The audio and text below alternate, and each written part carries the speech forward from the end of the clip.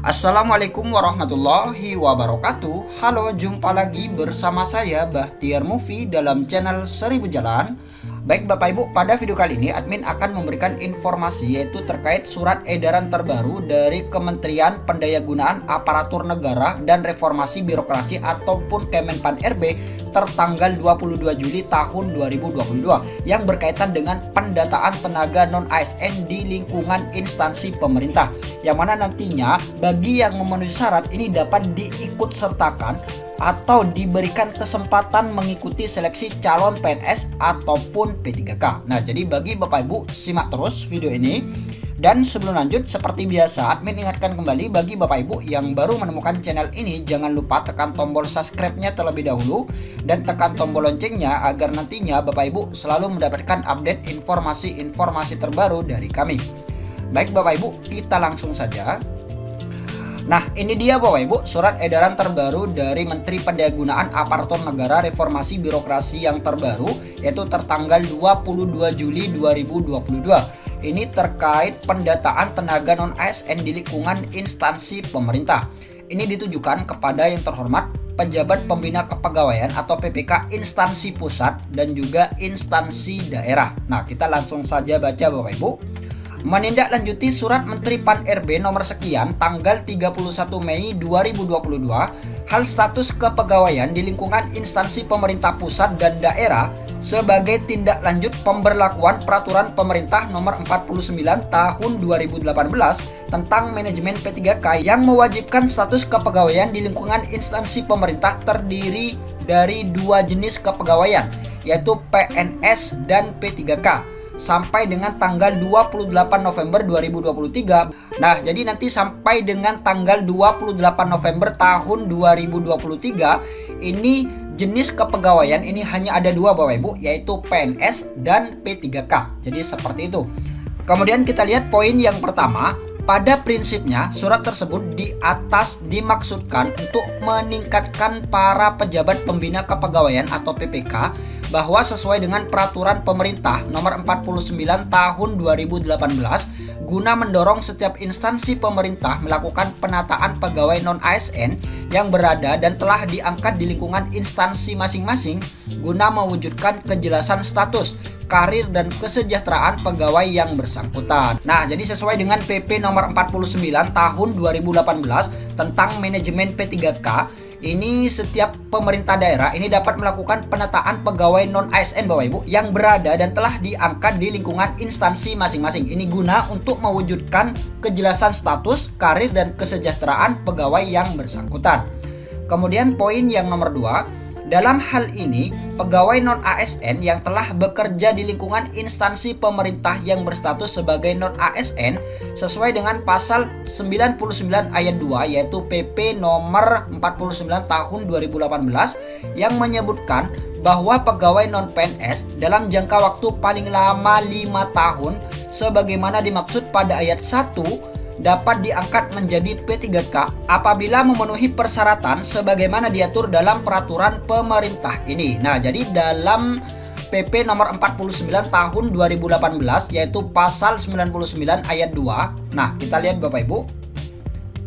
Nah, jadi ini dia Bapak Ibu, ini yang dimaksud dalam surat edaran tersebut. Kita lihat pasal 99. Nah, jadi ini dia pasal 99 PP nomor 49 tahun 2018 ayat yang kedua. Nah, kita lihat di sini pegawai non-PNS dalam jangka waktu paling lama 5 tahun sebagaimana dimaksud pada ayat 1 dapat diangkat menjadi PPK apabila memenuhi persyaratan sebagaimana diatur dalam peraturan pemerintah ini. Kemudian kita lihat poin yang ketiga. Oleh sebab itu, setiap pejabat pembina kepegawaian atau PPK agar melakukan pemetaan pegawai non-ASN di lingkungan instansi masing-masing dan bagi yang memenuhi syarat dapat diikutsertakan atau diberikan kesempatan mengikuti seleksi calon PNS ataupun P3K dengan ketentuan sebagai berikut. Nah, kita lihat yang A.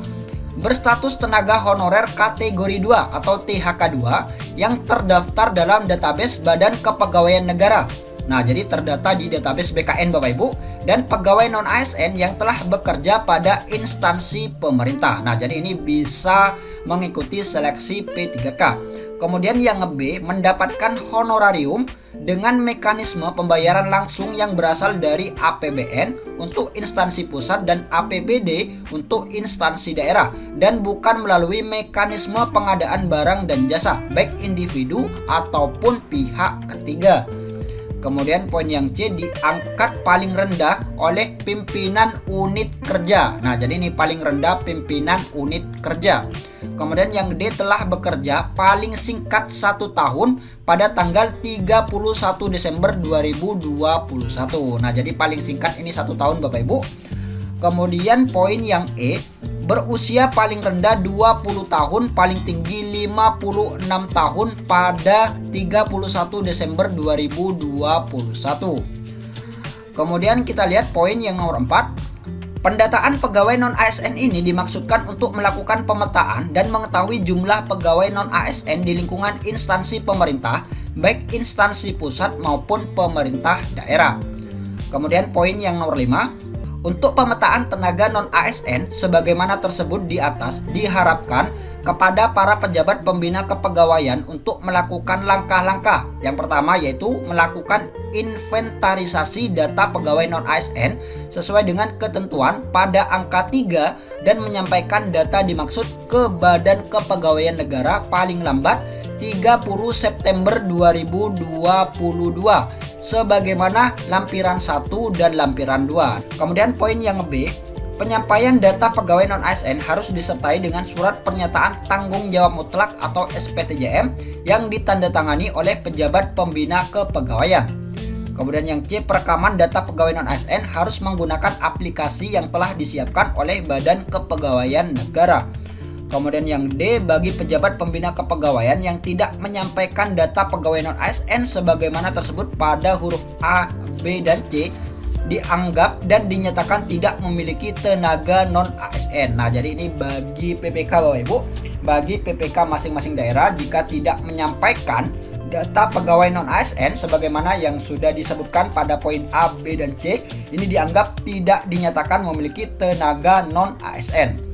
Kemudian poin yang E selanjutnya untuk kelancaran pemetaan data pegawai non-ASN agar kiranya para pejabat pembina kepegawaian berkoordinasi dengan Badan Kepegawaian Negara dalam pelaksanaannya. Demikian untuk menjadi perhatian dan dilaksanakan dengan penuh tanggung jawab.